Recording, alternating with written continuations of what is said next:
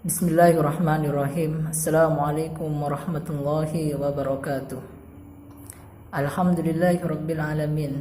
Nahmaduhu wa nasta'inuhu wa nastaghfir wa na'udzu billahi min syururi anfusina wa min sayyiati a'malina. May yahdihillahu fala mudilla lahu wa may yudhlilhu fala hadiyalah.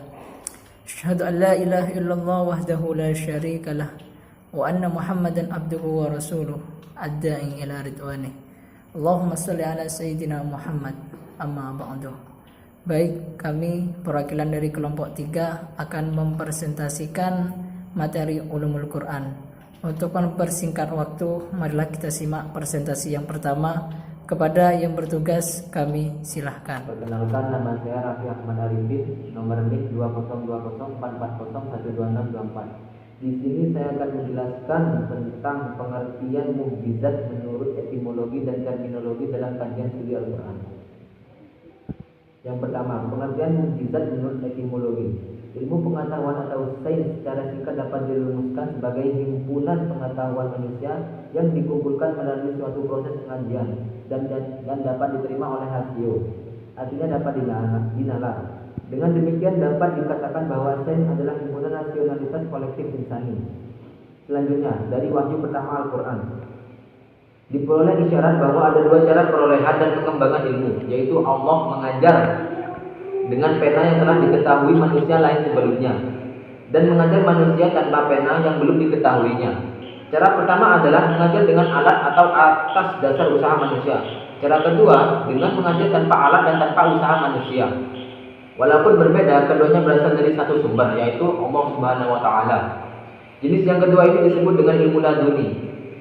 Yang kedua, pengertian mukjizat menurut terminologi. Transformasi pengetahuan dalam pandangan Al-Quran dapat diperoleh dengan berbagai macam cara, antara lain: A. Melalui pendengaran dan penglihatan yang menghasilkan ilmu pengetahuan yang bersifat observasional eksperimental. Yang kedua, melalui akal yang biasanya menghasilkan ilmu pengetahuan yang bersifat transendental filosofis. Yang ketiga, melalui suara hati. Selain indera dan akal, potensi yang dimiliki oleh manusia untuk mengetahui pengetahuan adalah potensi hati. Sekian dari saya. Assalamualaikum warahmatullahi wabarakatuh. Sebelumnya saya ingin memperkenalkan diri. Nama saya Azmi Hisyam dengan nomor NIM 202044401206. Di sini saya ingin mempresentasikan fungsi dari kemukjizatan Al-Quran. Kemukjizatan Al-Quran nampak pada tantangan Allah terhadap orang-orang Arab untuk membuat semisal Al-Quran. Disebabkan keangkuhan mereka menerima Al-Quran karena menduga bahwa Al-Quran merupakan buatan Nabi Muhammad SAW. Namun demikian, maksud kemukjizatan Al-Quran bukan semata-mata untuk melemahkan manusia atau menyadarkan mereka atas kelemahannya untuk mendatangkan semisal Al-Quran. Akan tetapi tujuan yang sebenarnya adalah untuk menjelaskan kebenaran Al-Quran dan Rasul yang membawanya. Secara garis besar, fungsi kemukjizatan Al-Quran meliputi 1. Gaya bahasa. Dari segi kebahasaan dan kesastraan, Al-Quran mempunyai gaya bahasa yang khas dan sangat berbeda dengan bahasa masyarakat Arab, baik dari pemilihan huruf dan kalimat. Yang keduanya mempunyai makna yang dalam.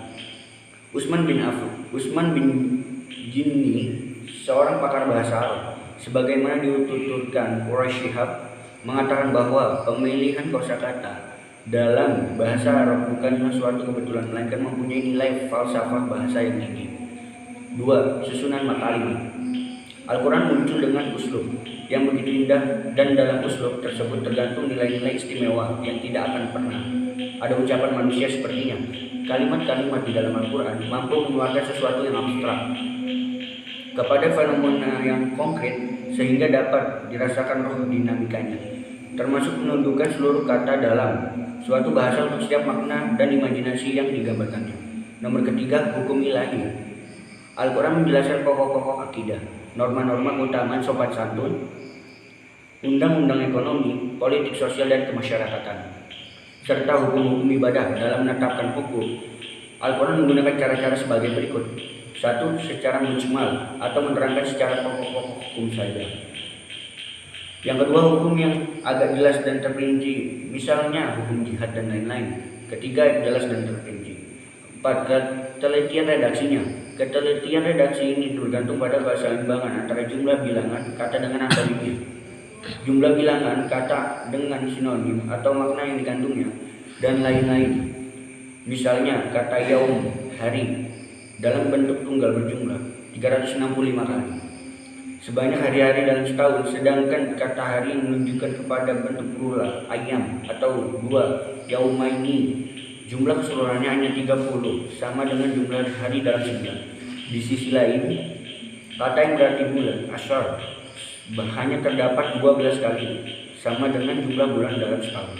Kata-kata yang menunjuk kepada utusan Allah, baik Rasul atau Nabi-Nabi atau Bashir, pembawa berita gembira, atau Nadir, pemberi peringatan, keseluruhannya berjumlah 518 kali. Jumlah ini seimbang dengan jumlah penyebutan nama-nama Nabi, Rasul dan pembawa berita tersebut, yakni 518 kali. 5. Berita tentang masalah gaib. Contoh dalam masalah ini, dalam Al-Quran surat Yunus ayat 92 dijelaskan bahwa maka pada hari ini kami selamatkan badanmu supaya kamu dapat menjadi pelajaran bagi orang-orang yang datang sesudahmu, dan sesungguhnya kebanyakan dari manusia lengah dari tanda-tanda kekuasaan kami.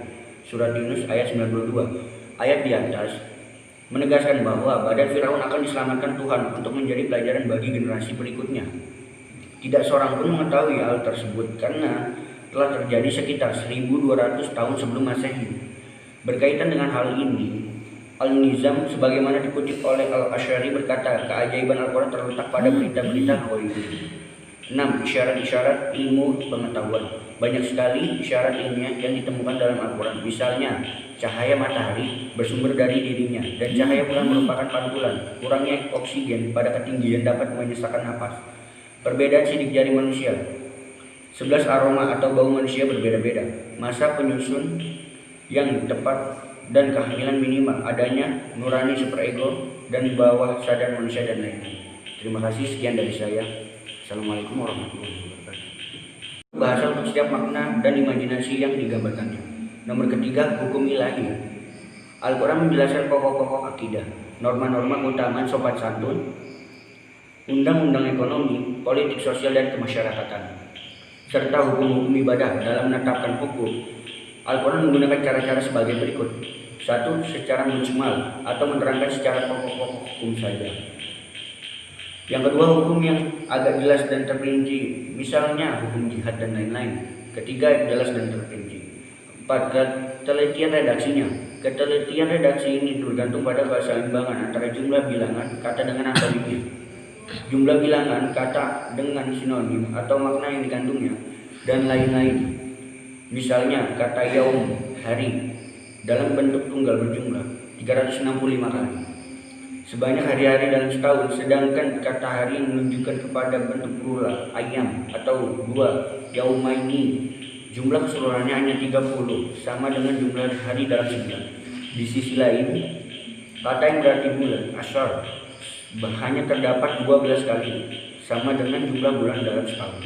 Kata-kata yang menunjuk kepada utusan Allah, baik Rasul atau Nabi-Nabi atau Bashir, pembawa berita gembira, atau Nadir, pemberi peringatan, keseluruhannya berjumlah 518 kali. Jumlah ini seimbang dengan jumlah penyebutan nama-nama Nabi, Rasul dan pembawa berita tersebut, yakni 518 kali.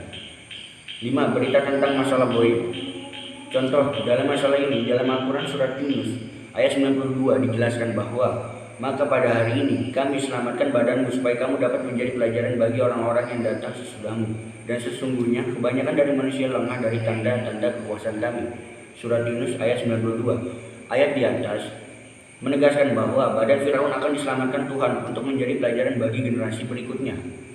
Tidak seorang pun mengetahui hal tersebut karena telah terjadi sekitar 1200 tahun sebelum Masehi.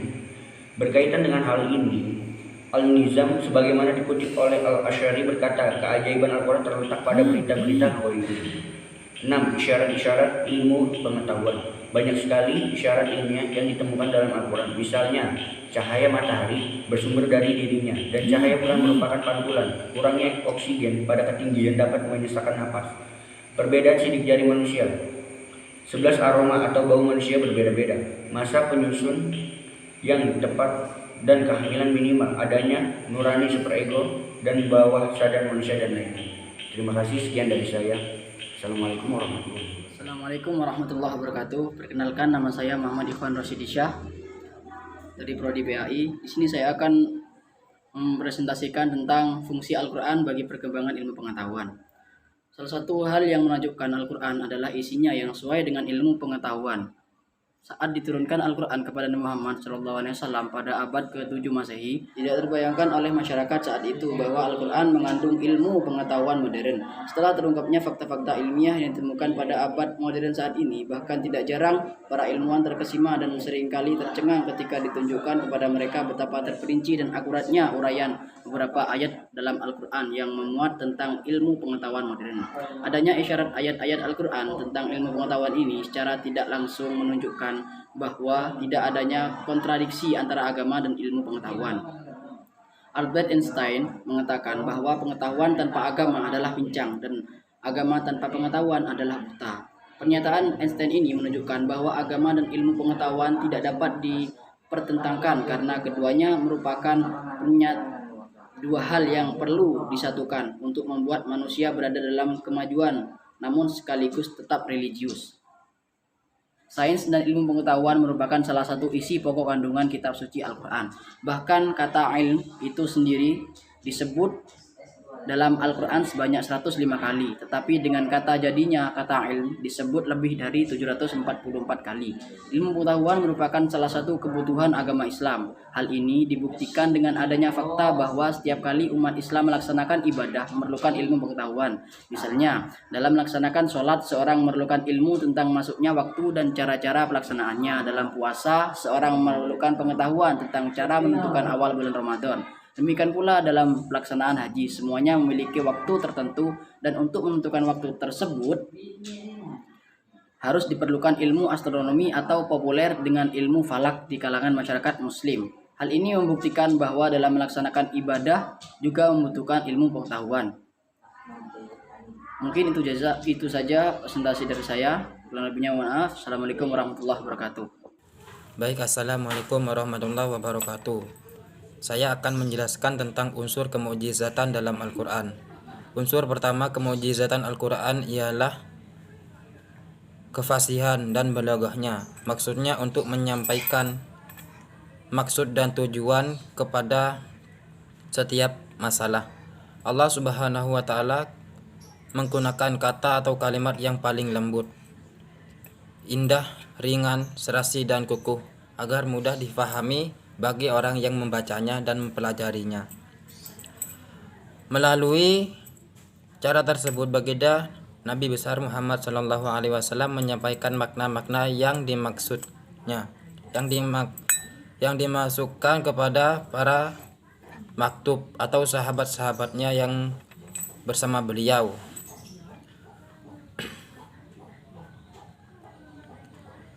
Melalui sastra yang paling indah, paling baik, dan mudah difahami bagi mereka. Ilmu pengetahuan yang ada dalam Al-Quran, walaupun size-nya tidak besar, tetapi Al-Quran adalah kitab suci yang merangkum berbagai pengetahuan, baik itu hukum, syariat bagi bersifat nasional atau sosial.